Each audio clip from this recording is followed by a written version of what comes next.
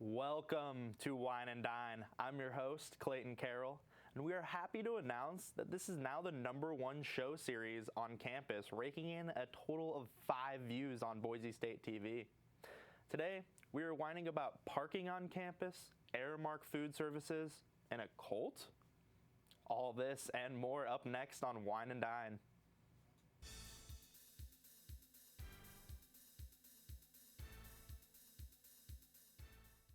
Now, if there is one thing all students can agree on, it would be that a parking pass should not be anywhere close to $400. The average student pays about $13,000 a semester, and we are out here struggling. Not to mention, there are plenty of empty spaces everywhere on campus on a day-to-day basis.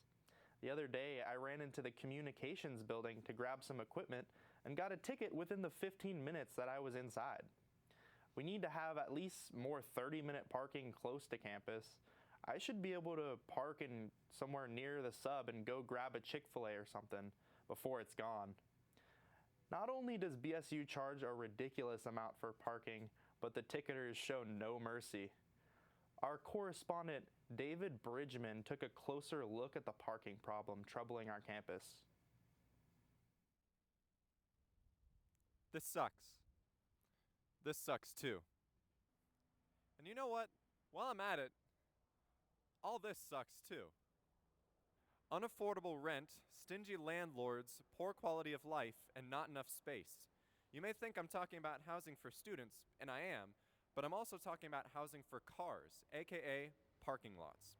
I'm here at Lincoln Parking Garage, one of the main sources for car houses on campus, but with spaces filling up quickly, this parking lot is starting to feel more like a parking little.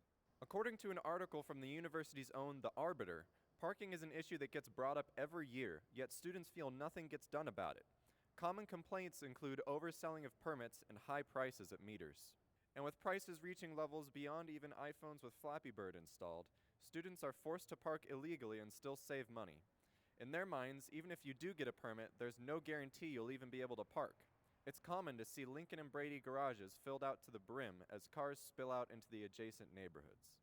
These may seem like very pressing issues, yet you may be quite depressed to learn that this article is not from the Common Era. In fact, it hails from before recorded time itself, the year 1986. So if these issues have been happening since the Paleolithic times, why are they still happening? Students pay exorbitant amounts to attend Boise State University. On top of tuition, class fees, housing, meal plans, and textbooks, they expect us to pay for the right to own a car? In short, it sucks. I have been, am, and will continue to be David Bridgman. Now back to the studio. Thanks, David. Now, there are some ways around paying nearly $400 a year for a parking permit. The Bronco Shuttle, for example, is a free service provided by BSU for students, faculty, and guests that runs Monday through Friday, 7 a.m. to 9 p.m. Or if you want to test your luck, you can receive around 11 parking tickets on campus and still pay less than the price of a permit. Now, over to Sebastian with an update on the food options here on campus. Thanks, Clay. I'm Sebastian Mendoza, and there are a lot of changes coming to campus dining services. Reporter Alton Dills lays it out for us. I'm Alton Dills, and a big part of the experience at being a student at Boise State is the meal plan. But it hasn't always been the best of options. And Aramark, who has been the Boise State University food contractor since 2006, isn't having their contract renewed for this summer. Now, why is that? And how did we get here? Issues with Aramark recently surfaced during the COVID pandemic, as especially in the fall 2021 semester, multiple areas of operation were affected due to supply shortages and staffing shortages during the semester, as several locations that they staff, including the Boise River Cafe, South Fork, the Pods, Chick-fil-A, Subway, Moe's, and all of their other locations across campus, suffered from either a lack of options for food or reduced hours of operation due to their staffing shortages. Aramark's issues in fall of 2021 drew the ire of ASBSU President Kenneth Houston, who moved to condemn the company and called on them to compensate students for their issues in fall of 2021. Aramark, to their credit, did compensate the students halfway, and did implement resolutions that did appear to work during the semester. However, they were implemented halfway into the semester by that point. That brings us back to today. Aramark's contract entering the 2021-22 academic year was entering its final few months, and these issues were so severe that Boise State University opted to go with a completely new company for their food vendor contract for the next school year. That company is Chartwell Higher Ed. Now, given all of the context about the situation, what do your fellow students think about the upcoming change? I'm relieved to hear that it's taking place because we've had a lot of issues with the food supply here. Moe's didn't even open until the second semester, and just in general, a lot of places have closed when they're supposed to be open. I think I'm kind of happy about it. My sister used to go here, and she talked to me about it a little bit. I think it's great to change things up too, see what else they could bring. With that context and your fellow students' opinions in mind, we can all just hope that Chartwell Higher Education is able to improve upon where Aramark was failing during the 2021 and 22 academic year. Now, let's go back to the studio to Sebastian with some fine dining tips. I'm Alton Dills. Hey, thank you, Alton. After seeing all those food options, you've got me feeling hungry. Hungry for change, that is. But what do other students hope will change for the better now that Chartwell's in charge? According to a small survey we conducted, students generally want our eating establishments to be open for longer with more consistent hours. Currently, folks leaving classes later than 6 face few options for dinner. Furthermore, our survey found that students wish for a variety of greater cuisines and non-chain options such as the BRC or South Fork. Finally, students noted a desire for increased transparency and forewarning regarding any mid-semester changes in meal plan logistics. Although we can only speculate for now what the future holds for our new food provider, let's hope that these changes chart well in students' eyes. That being said, if worst comes to worst, disgruntled students can always organize themselves in protest. Given that this is a food-related issue, perhaps a hunger strike would be most apt. Take, for example, the recent strike undertaken last year outside the White House by about a score of Arizona college students in order to push the Senate and President Biden to pass the Freedom to Vote Act. Luckily for the students, after 15 days, their demonstration proved successful in calling attention to this piece of legislation. As for students on our own campus, only time will tell if Chartwell's impending shakeup of our food will prompt such a demanding and committed protest from our undergraduate body. But now, onto the third course of our Whine and Dine meal, cooked up by our own Zeke Hopkins. A look into persistent proselytizers pushing supposed salvation on students calmly caring about close to the quad on campus. I'm Sebastian Mendoza. Thanks, Sebastian. Recently on campus, complaints of religious groups harassing students, stated by the Dean of Students' office in a mass email. This email warns about a small group of non-students using manipulation and control to gain followers.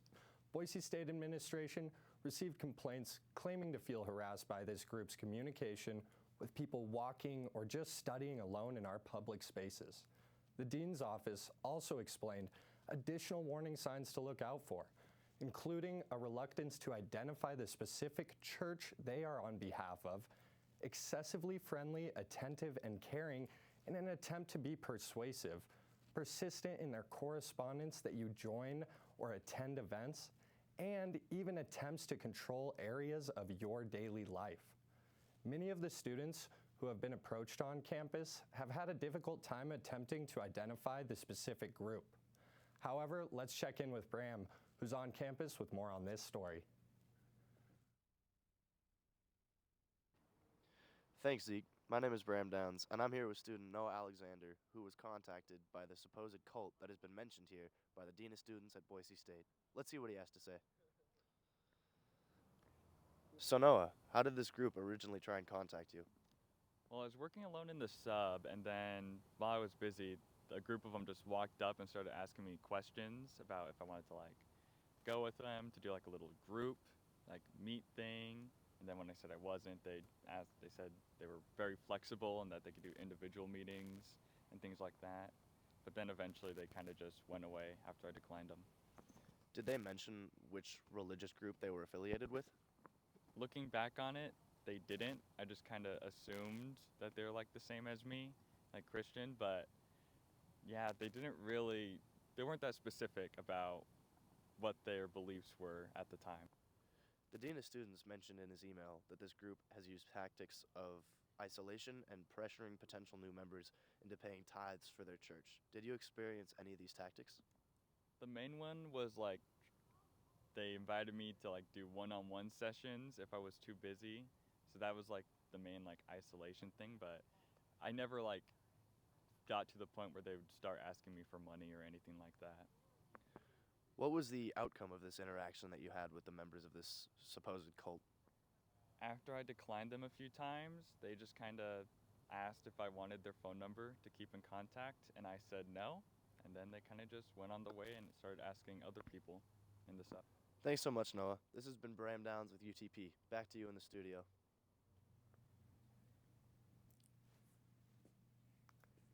Thanks for that inside scoop, Bram. Remember, if you are ever feeling unsafe on campus, just find one of the 70 blue light emergency phones that will connect you immediately with campus security. Or you can just call 208-426-6911 for a security escort provided by the university. In terms of hard-hitting journalism, that's all we have for today. But now your hosts get the opportunity to complain. Let's throw it over to Sebastian first. Haha, thank you, Zeke. Now, before I begin my own little rant here, I would like to preface it by saying that I understand and readily admit to my extreme privilege and comfortable environment. Yes, there are billions of folks far, far worse off than I, but I dare any one of you to taste the water that comes out of our fountains on campus and then tell me my peeves are without merit. Personally, I love living surrounded by our gorgeous Idaho mountains, yet I can't stand it when I can taste every rock formation, mineral deposit, and geologic striation every time I'm thirsty. I am convinced that if I were to run our fountain water through our Brita, I'd be able to harvest healing freaking crystals every time I change the filter.